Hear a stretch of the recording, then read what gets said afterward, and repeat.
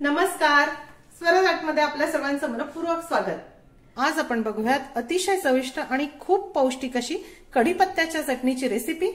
कढीपत्ता, कढीलिंब, गोड लिंब किंवा मिठा नीम म्हणून संपूर्ण भारतामध्ये हा कढीपत्ता ओळखला जातो। आपल्या सर्व भाज्यांमध्ये, चटण्यांमध्ये फोडणीसाठी आपण कढीपत्त्याच्या पानांचा वापर करतो। पण बऱ्याच जणांना भाजीमध्ये शिजलेले हे कढीपत्त्याचे पानं खायला आवडत नाही। चिवड्यामधील पानं देखील आपण तशीच निवडून टाकून देत असतो। पण हा कढीपत्ता कॅल्शियमनी अतिशय रिच आहे, त्यामुळे आपल्या हाडांच्या बळकटीसाठी, केसांच्या वाढीसाठी, दातांच्या उत्तम आरोग्यासाठी कढीपत्ता खूप उपयुक्त ठरतो। त्यामुळे ह्या प्रकारे जर आपण चटणी बनवून कढीपत्ता खाल्ला तर ह्याचे फायदे खूप जास्त प्रमाणामध्ये आहेत। त्यामुळे आज आपण ह्याच्या चटणीची रेसिपी बघूया। चटणी बनवण्यासाठी सर्वप्रथम आपल्याला लागणार आहे 1 वाटी कढीपत्त्याची पानं। ही कढीपत्त्याची पानं मी तोडून ती स्वच्छ धुवून आणि कापडावर सुकवून घेतली आहे। हे बघा, याला पाणी नाही, हे पानं अगदी कोरडे आहे। सर्वप्रथम कढईमध्ये 1 वाटी कढीपत्त्यासाठी पाऊण वाटी सुकं खोबरं आपण भाजून घेऊ।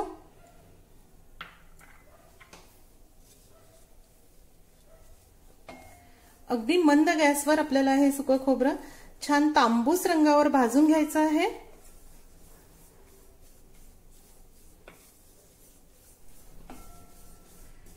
तुम्ही बघू शकता हे सुकं खोबरं अगदी हलक्या तांबूस रंगावर भाजून झालं। फार काळपट देखील हे भाजू नका, चटणीची चव कडवत येते। आता आपण हे काढून घेऊया। त्यानंतर यामध्ये अर्धी वाटी पांढरे तीळ भाजायला घेऊ। इथे मी गावरान अनपॉलिश तीळ वापरणार आहे, याची टेस्ट खूप छान येते। अगदी मंद गॅसवर हे तीळ देखील आपण व्यवस्थित भाजून घेऊया। 1 वाटी कढीपत्त्यासाठी पाऊण वाटी सुकं खोबरं आणि अर्धी वाटी तीळ घ्यावी, व्यवस्थित प्रमाण होतं। तीळ भाजताना देखील घाई करायची नाही, कारण तीळ वरवर जळतात आणि आतमध्ये कच्चे राहतात। त्यामुळे अगदी मंद गॅसवर छान खरपूस होईपर्यंत आपण हे तीळ भाजून घेऊ। तुम्ही बघू शकता तीळ खरपूस भाजून झाली। आता आपण ही देखील काढून घेऊया। कढईमध्ये साधारण 1 टेबलस्पून तेल मी गरम करायला ठेवलं आहे। त्यामध्ये चवीनुसार हिरवी मिरचीचे तुकडे घालूया। बारीक केलेली हिरवी मिरची मी या ठिकाणी घालणार आहे। तुम्हाला चटणी किती झणझणीत किंवा कशी आवडते त्यानुसार मिरचीचं प्रमाण ठरवा। मी या ठिकाणी 7 ते 8 हिरव्या मिरची घेतल्या आहे। आता ह्या हिरव्या मिरची छान कुरकुरीत होईपर्यंत आपल्याला परतून घ्यायच्या आहे। अगदी मंद गॅसवर ह्या परता। कढीपत्त्याची ही चटणी साधारण 1 महिना देखील सहज टिकते, फ्रीजमध्ये ठेवायची आवश्यकता नाही। फक्त हे परतताना आपण व्यवस्थित परतून घ्यायला हवं। अगदी मंद गॅसवर ह्या मिरची आपल्याला व्यवस्थित परतून घ्यायच्या आहे। हिरवी मिरचीऐवजी तुम्ही लाल तिखट देखील वापरू शकता।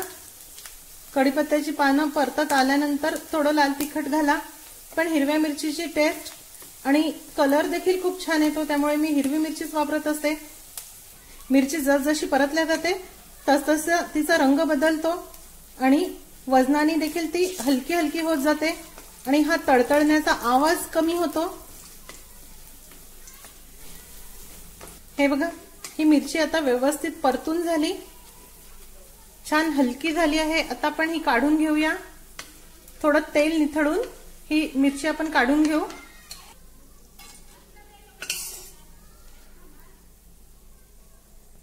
त्यानंतर ह्या तेलामध्ये कढीपत्त्याची पानं देखील घालूया।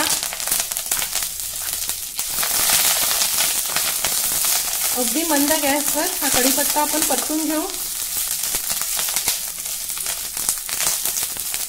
हा छान खरपूस होणं गरजेचं आहे, म्हणजे चटणी छान कोरडी होईल।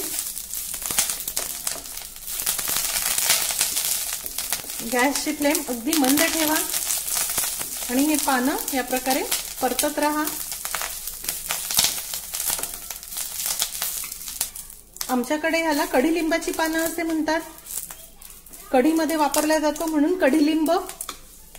बरेच जण गोड लिंब म्हणून देखील याला ओळखतात। ह्याच्या विविध नावांप्रमाणेच हा बहुगुणी देखील आहे, त्यामुळे ह्याचा वापर आपल्या स्वयंपाकामध्ये आवर्जून असावा। हे बघा, हे पानं छान परतून झाले। आणि छान क्रिस्पी झाले आहे। आता एका ताटामध्ये काढून आपण हे पूर्णपणे थंड करून घेऊया। भाजलेला कढीपत्ता आणि मिरची ही थंड झाली आहे, छान कुरकुरीत झाली आहे। हे बघा, ह्याचा आवाज तुम्ही ऐकू शकता। इथे मिक्सरच्या भांड्यामध्ये कढीपत्त्याची पानं आणि मिरची घालूया। यामध्ये भाजलेलं सुकं खोबरं देखील घालणार आहे आणि मिक्सरला थोडं ओबडधोबड आपण हे फिरवून घेऊ। आता यामध्ये भाजलेली तीळ घालूया। 1.5 टेबलस्पून ठेचलेला लसूण, अख्ख्या लसूण पाकळ्या चटणीमध्ये घालू नये, त्या नीट बारीक होत नाही, त्यामुळे लसूण नेहमी करता ठेचून घालावा, तो व्यवस्थित मिक्स होतो। अर्धा टीस्पून आमचूर पावडर घालणार आहे, ही ऑप्शनल आहे, तुम्हाला आवडत नसली तर नाही घातली तरी चालेल। चवीनुसार मीठ घालूया आणि पुन्हा एक वेळा हे थोडंसं बारीक करून घेऊ। अगदी खूप बारीक करू नका, किंचित जाडसरच ठेवा, म्हणजे टेक्स्चर खूप छान दिसतं। हे बघा, चटणी वाटून झाली, ह्याचं टेक्स्चर बघा किती मस्त आलं आहे। अतिशय चविष्ट, खूप पौष्टिक अशी कढीपत्त्याची किंवा गोड लिंबाची, कढी लिंबाची चटणी तयार आहे। ही चटणी कोरड्या हवाबंद बरणीमध्ये साधारण महिनाभर देखील टिकते, नक्की करून बघा। आजची रेसिपी तुम्हाला कशी वाटली हे मला जरूर कळवा।